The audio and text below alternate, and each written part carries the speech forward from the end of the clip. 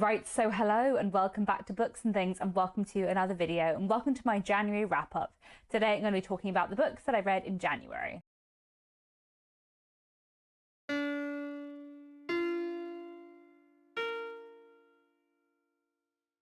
So I had a very good reading month in January. I feel like January always feels quite long, and I feel like I managed to pack in quite a lot of reading and read some great things. So let me tell you about the things that I read. And I will start off with some classics, and specifically some Victorian literature, because I read quite a few Victorian things in the month of January. So the first thing I want to talk about is a play. I wanted to read more plays in 2026, and I'm glad I have read one already. And that was a play called The Black Doctor by Ira Aldridge. So this is quite an interesting play with an interesting history. Ira Aldridge was a black man born in the US who came over to the UK as a young man to be an actor, and he settled in Britain. And as an actor and playwright and director, one thing he quite often did was rewrite plays that had black characters in order to make the black characters more sympathetic and into characters that he wanted to actually play. So The Black Doctor was originally a French play by Auguste Anicet Bourgeois, translated to the English by John Villon Bridgman, and then rewritten and adapted by Ira Aldridge into his own version. Then the play itself is quite interesting. It is a work of Victorian melodrama about a mixed-race doctor living in the Caribbean who is in love with a white woman, and about their story. It moves from the Caribbean to France with a lot of real sort of Victorian melodrama stuff, a lot of somewhat over-the-top action. But I really enjoyed reading it. I personally quite like Victorian melodrama, and you can see what a controversial play it would have been at the time, and you can see the sort of social commentary that Ira Aldridge was trying to give in the play and in the way he had sort of redone the character of Fabian.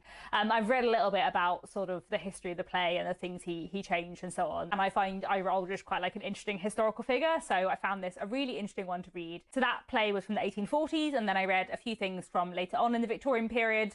So I read a Thomas Hardy novel from 1880, and that was a Lacedian or a Lacedian. I can never remember how to say this word. I am currently taking part in Jen the Librarian's Thomas Hardy read-along, where we're reading all of the works of Thomas Hardy in publication order. I have read all of Thomas Hardy's books before, some of them many times, some of them only once, and this was one I had only read once before, and I quite enjoyed it. I feel like I enjoyed it more than I remember having enjoyed it. But I will say that it's not a top tier Thomas Hardy. I wouldn't say that you must all go and read a Lacedian immediately, as I would, for example, Far from the Madding Crowd or The Woodlanders. But I did have a really good time with it, and there are some elements in it that are really interesting. It is quite a melodramatic Thomas Hardy book. There's less misery than in some Thomas Hardys, but there is quite a lot of conniving and drama and scheming, which is quite fun. It's about an architect called George Somerset who, in his sort of architectural journeys and studies, comes across this castle, and in this castle he meets a woman called Paula Power, who has recently inherited the castle from her father, who was a self-made man who'd made his money in railways and purchased this castle. But Paula also happens to be very good friends with a young woman who is from the ancestral family who used to own this castle but who have fallen on hard times. And George Somerset sort of starts to fall in love with Paula Power, but things don't go smoothly because it's a Thomas Hardy novel and much drama ensues. There are some really interesting characters within this novel. I think Paula herself is quite interestingly drawn, and I feel like the character of Mr. Dare is very interesting. There's also some interesting technological elements. There's quite a lot about the telegraph and photography, and the sort of contrast between a new money family and an old aristocratic family. Thematically, there's quite a lot going on, which I really, really enjoy. As I said, I don't think it's one of Hardy's masterpieces. My level of emotional engagement was not ginormous, but I did have a really good time with it, and it was really good fun. Another favourite Victorian author of mine, I also read an Anthony Trollope novel in January, and that was Marion Fay, which I absolutely adored.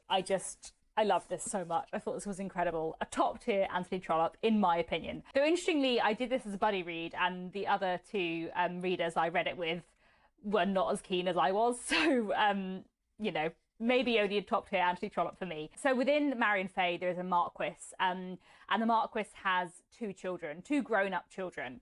And he also has a second wife and some younger children with her. And the Marquis in his younger days was sort of relatively liberal-minded and believed in sort of more equality than, you know, existed within Victorian Britain. And his children have kind of taken on those views that he brought them up with, but his new wife very much does not share those views and is very sort of old-fashioned and aristocratic in her views. And perhaps also the Marquis is more old-fashioned than he likes to think himself. And the drama of Marion Fay is largely about what happens when both his two grown-up children fall in love with people who are from far below them in the social scale. So we know from the very beginning of the book that the young lady of the house, Lady Frances, has fallen in love with a post office clerk, and later on in the book, Lord Hampstead, the son of the Marquis, meets and falls in love with a young woman called Marion Fay. And Marion Fay and George Roden are both sort of from the lower middle classes, and Lady Frances and Lord Hampstead's family do not approve. And the book kind of follows the course of these love stories, but there are quite a lot of elements that come into play later in the book that I think are, in a way, what makes this book so great, but also I don't really want to tell you about because I don't want to spoil the book for you. But I thought Marion Fay was amazing. I mean, I love Anthony Trollope always. I love his writing style, and I find his books like just such an utter pleasure to read. And my emotional investment level in Anthony Trollope's books is like always pretty high, but my goodness, was it so high in Marion Fay. I would highly recommend it. I think it was fantastic. I've got 2 Anthony Trollope novels left now before I've read all 47. So the 2 I have left are The Landleaguers, which I'm going to read in February, I hope, and then John Caldergate, which I'm going to read in March. And I've heard good things about John Caldergate, but there is a bit of me that wishes I had left Marion Fay till last because I loved it so much. It would have been like an excellent one to end on. But it was great to read in January. I loved it. Would highly, highly recommend it. Then I read one other pretty short Victorian novella in January, and that was The Woman Who Didn't by Victoria Cross from the 1890s. And this is a short New Woman novella about the relationship between a man and a woman who meet on board a ship, and he falls in love with her, but things don't quite go as he thinks they will. And the book is kind of dealing with sort of the relationship between men and women and power dynamics between men and women, as well as sort of looking at sort of sticking to your principles, I suppose. And it's quite an interesting novella. I was really interested to read it because it is a response to another Victorian book, another Victorian New Woman novel called The Woman Who Did by Grant Allen, which I read a little while ago and found quite interesting, but also had some problems with. And so I was really looking forward to reading The Woman Who Didn't and seeing how it was in conversation with The Woman Who Did. But I feel like it wasn't criticising in The Woman Who Did the things that I was expecting it to, or like the things that I especially wanted it to criticise. So I did really like it. I did find it interesting and it was an enjoyable read, but I feel like I sort of went in with slightly the wrong expectations because I knew it was a response to another book. There were apparently some other responses written to The Woman Who Did by Grant Allen, so maybe I should seek them out as well. I think there's The Woman Who Wouldn't, so maybe I'll read that. So those are the classics that I finished reading in January, but there are 2 classics I spent quite a lot of time on in January that I'm carrying on into February, one of them into March as well. So one is Les Miserables by Victor Hugo. I'm currently hosting a read-along of this. I am, 40% of the way through or whatever. I'm not actually reading this physical book. I'm listening to an audiobook, but I'm keeping my old edition that I first read as a teenager by me to kind of refer to it every now and then, even though I'm listening to a different translation, but it's quite interesting to compare. So Les Miserables, if you don't know, is a massive tome of a French 19th century novel that looks at the intertwining lives of various characters sort of between the 1810s and the 1830s, focusing especially on a former convict called Jean Valjean. And it's just an incredible book. This is my second time reading it, but it's been like half my life since I last read it, and I just think it is probably one of my favourite books of all time. I love it a lot, so that's been great. And then the other classic that I started in January that I haven't yet finished is Under Two Flags by Ouida, which I'm reading for Roy's Neglected Victorian Bestsellers read-along, though it was December's book, so I'm really behind. But I have already read January's book, so anyway. But I'm reading Under Two Flags by Ouida, and I'm about 2/3 of the way through. I was hoping to finish finish it in January, but I didn't quite manage it, partly because I'm not really loving it that much. I'm finding it quite historically interesting, but I'm really not liking the writing style. I had read a play by Ouida before, which I really enjoyed, but I haven't read any of her novels before, and I just find her writing like really dense and not very interesting. And like the content, aside from the writing, is quite like historically interesting, but I'm not like hugely invested in the characters. I will keep reading and I will tell you what I end up thinking about it at the end of February. So yes, those are the classics that took up my time in January, and now let me move on to some historical fiction. So kind of both in the realms of historical fiction and a classic, because this is from the 80s. This month I reread The Remains of the Day by Kazuo Ishiguro, and I was rereading this for my historical fiction book club that I run over on my Patreon. And it was such an utter joy to reread this. And the other people in the book club also really liked it, which just made me very happy because I love this book so much. This is also one of my favourite books of all time. And it had been probably like a decade since I last read it. I studied this at university, so I had read it like 2 or 3 times, I think, but not for a decade. And it's so good. It's so good. It's just genuinely one of the best books ever written. Like, I feel like I have favourite books where I'm like, this is my favourite book, but would I declare it one of the best books ever written? Maybe not. But then I have books where I'm like, yes, this is both a favourite book and like, I just feel like objectively, this is just one of the best books out there. This is an incredibly subtle, clever, powerful, moving novel that I just think is magnificent. So in this book, we are following a butler called Stevens in the 1950s after the Second World War. The old house he has worked at for a long time has changed hands. The world is changing and butlers are no longer, you know, as important as they once were. And while Stevens' employer is away, he has been lent his employer's car and he goes on this trip around England, travelling in order to see someone he used to work with many years ago. And as he travels, he reflects on his life, and especially on his life in between the wars, on his relationship with the housekeeper, Miss Kenton, on the man he worked for, Lord Darlington, and on so much more. And it's just magnificent. Like, it's just the best. This is a book with an incredibly unreliable narrator. It is a book about emotional repression and about memory and missed opportunities. It's just absolutely incredible. Like, just one of the best books there is in the world, in my opinion. Then I also read some other works of historical fiction, some more new works of historical fiction. One thing I read right at the beginning of January was The Christmas Clue by Nicola Upton, which is a Christmas book, which feels a bit weird to be talking about at the end of January, but there we go. This is a short Christmas like historical murder mystery novella featuring the people who invented Cluedo. So the idea is that during the Second World War, a couple are invited to a hotel to like host a murder mystery party, but then an actual murder occurs. And the kind of conceit in the book is that this is the inspiration for Cluedo. So there's a lot of Cluedo references and, you know, characters having colours in their names and all that kind of stuff, which is really fun if you love Cluedo, as I do. I think it's called Clue in the US, maybe Canada as well. I really enjoyed all the Cluedo references and this was a really fun read. I will say this is like a very cozy mystery in some ways, and the first half feels very cozy, but in the second half it goes like much darker. So I think that's worth being aware of. If you're looking for something really cozy, then it is not exactly that, or it is sometimes that but not always that.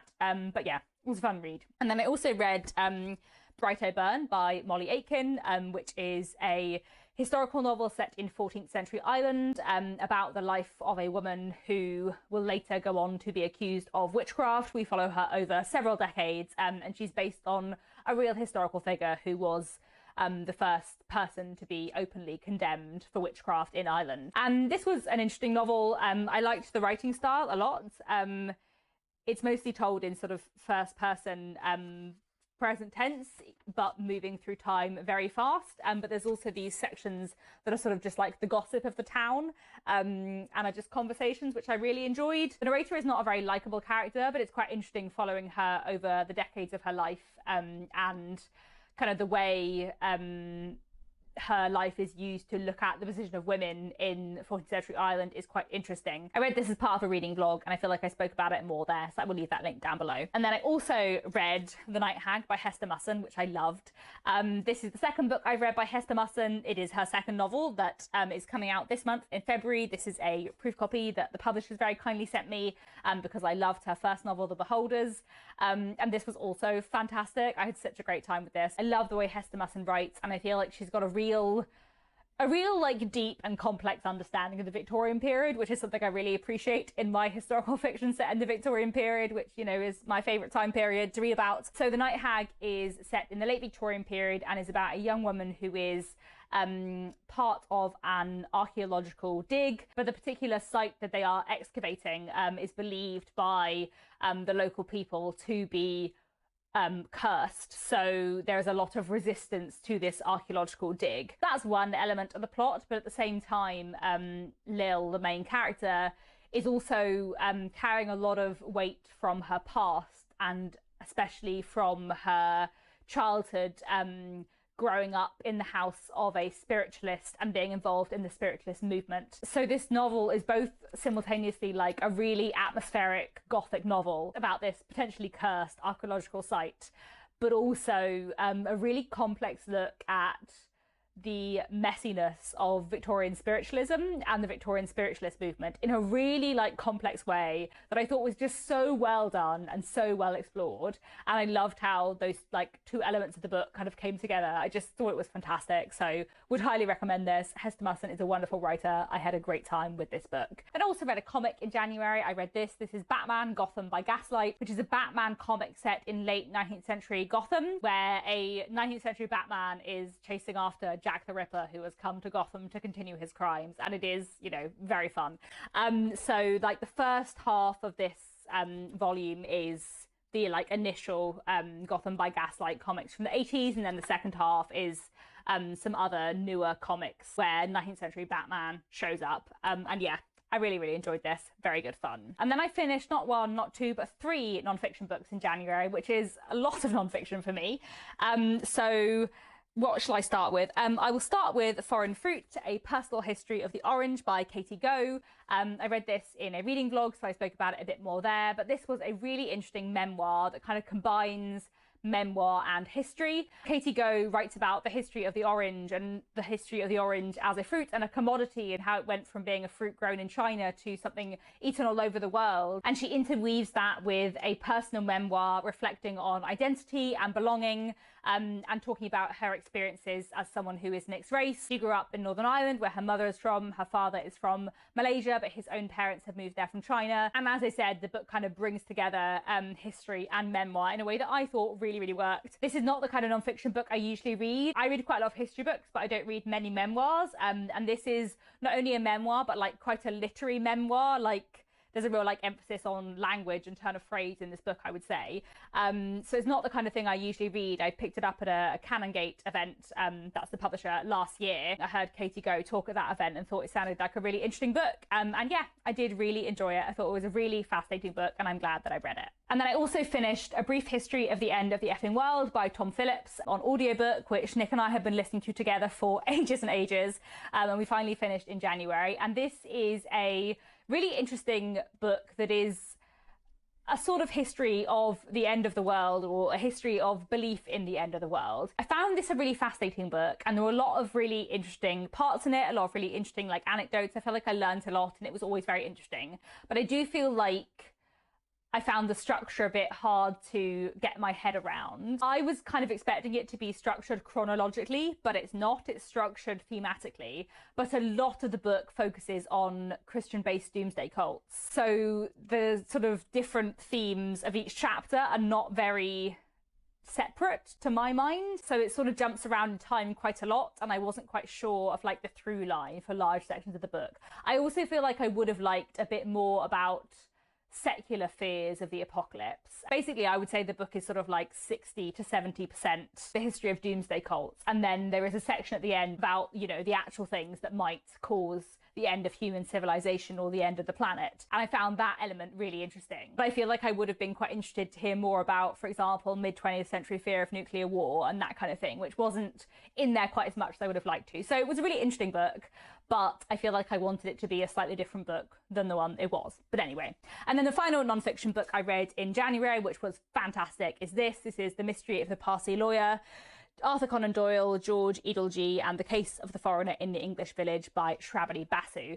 So this is a fascinating non-fiction book that I would highly, highly recommend, about a really, really interesting case, a miscarriage of justice that took place in the Edwardian period in Edwardian Britain, when a young man called George Edelgee was accused and wrongly convicted of killing and maiming animals in his village, despite a lot of evidence that he could not possibly have committed these crimes. George Edelgee was born and grew up in England, but his father was Indian, and it's very clear that the reason he was wrongfully accused and convicted was because of institutional racism within the police and the press. This book looks at that case and also the campaign for justice that took place afterwards, which was spearheaded by Sir Arthur Conan Doyle, who George Edelgee wrote to, saying, you have, you know, created this great detective figure in your books, you know, can you help clear my name? And this was just a truly fascinating read. I have tabbed it so much. I knew quite a lot about the George Edelgee case already. I sort of picked this book up specifically because I had read about it in other books and found it fascinating.